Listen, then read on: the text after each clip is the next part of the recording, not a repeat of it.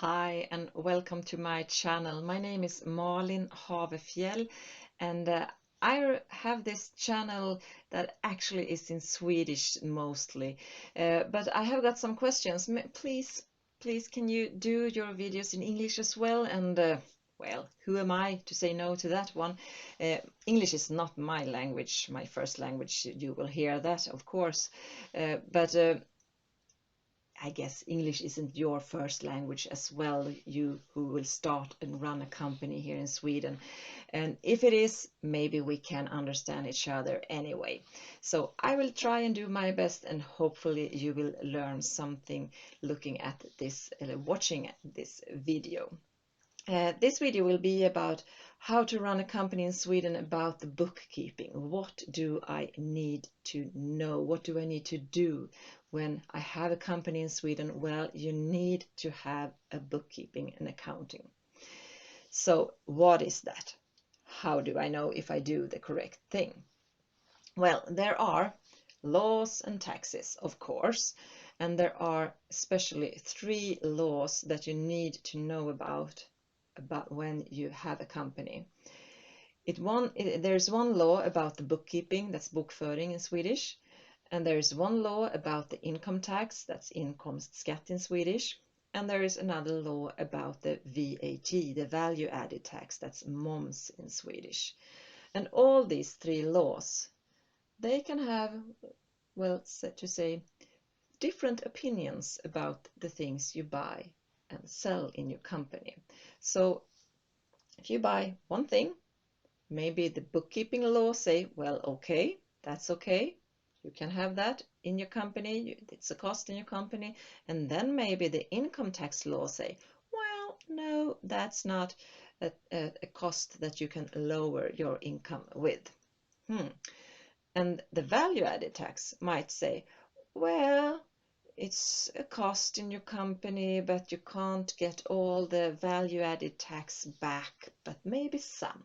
Well, so you need to know about these 3 laws to know how to treat your bookkeeping, what you buy and what you sell, because they can have different opinions on the same thing.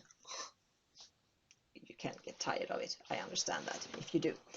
So the bookkeeping, that is, so to say, money in, money out. So we get a result. So we know the result in your company. Is it a profit or is it a loss? And then when we have the result, we need to look at the other law, the income tax. Are there any tax adjustments that we need to do? And when we have done that, well, then we have a new result. Is it a surplus in the company, a profit, so to say? Then we calculate the tax on that one. If there is a loss, well, then there is nothing to calculate the tax of.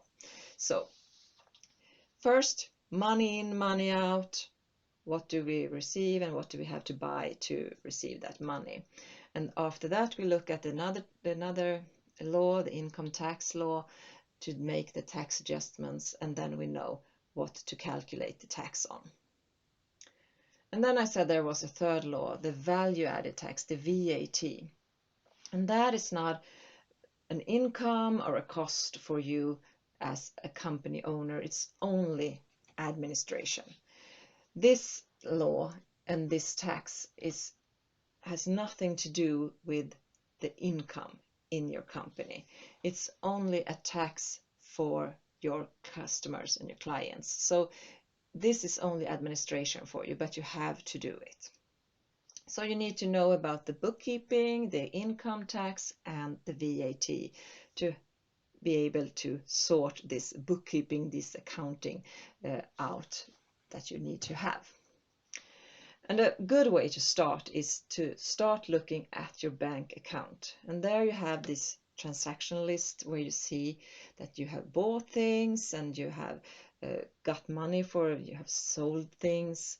So start by looking at that one, and to that one you find the papers explaining what it is, because on that papers it can be an invoice or a receipt. You have the VAT. it should say on the invoice or the receipt what the VAT is on the things you have bought or the things you have sold. So this you need to figure out. You need to have these three sort of columns: the amount, the VAT, and the total.